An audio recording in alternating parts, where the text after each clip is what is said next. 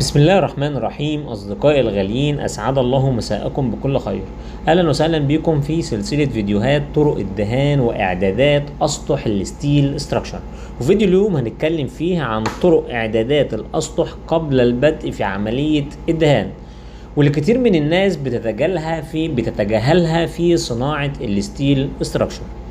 والعملية ديت عبارة عن عملية إزالة كل الملوثات أو اللي بنقول عليها الكونتامينانت، والملوثات دي أو الشوائب دي بيتم إزالتها عن طريق بعض الطرق اللي هنتكلم عليها في الفيديوهات القادمة. يعني كده الغرض من إعدادات السطح هو إزالة الملوثات فقط؟ هقول لك لا والله، إحنا عندنا هدف تاني رئيسي من عملية إعدادات الأسطح، ألا وهو عملية تخشين الأسطح أو اللي بنقول عليها الرفنس، اللي من خلالها بنزود مساحة السطح عشان نزود قوة الالتصاق بين السطح ده وطبقة الدهان. وقوة الالتصاق ديت بنقول عليها الادهيشن. طيب، يبقى كده عندنا حاجتين مهمين لازم ناخد بالنا منهم واحنا بنهيئ السطح للدهان. اول حاجة اللي هي درجة النظافة بتاعة السطح، واللي بنقول عليها الديجري اوف كليننج، وهي ازالة كل الشوائب والملوثات من السطح بتاعنا. تاني حاجة درجة خشونة السطح، واللي بنقول عليها السيرفيس بروفايل اور الديجري اوف رفنس. طب ليه؟ قالك عشان نزود قوة الالتصاق او الادهيشن.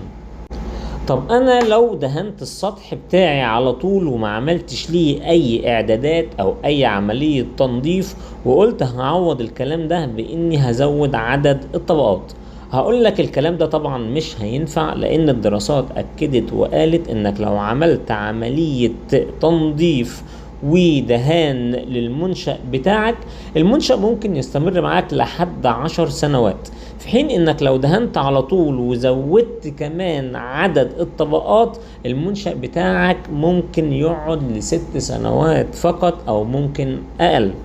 طيب، طالما الموضوع بقى كبير كده وطرق الاعدادات بتأثر على سلامة او على زمن المنشأ بتاعي، ايه هي طرق اعدادات الاسطح بتاعنا؟ قال لك والله احنا عندنا اكتر من طريقة لازالة الكونتامينانت او الشوائب او الملوثات من السطح.